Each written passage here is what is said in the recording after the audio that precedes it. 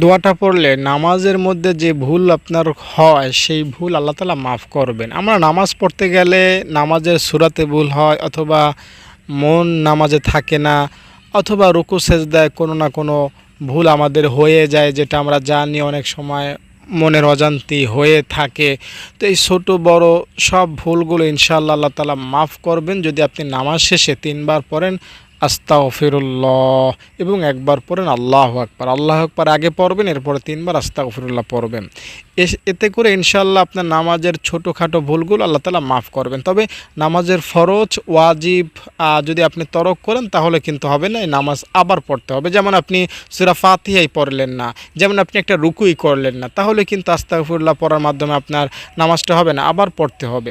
আমি বলছি ছোটোখাটো ভুল যদি আপনি করে থাকেন, দোয়াটা যদি পড়েন ৩ বার আল্লাহু আকবার একবার পড়ার সাথে সাথে ইনশাআল্লাহ আপনার নামাজের ছোটোখাটো ভুলগুলো আল্লাহ মাফ করবে।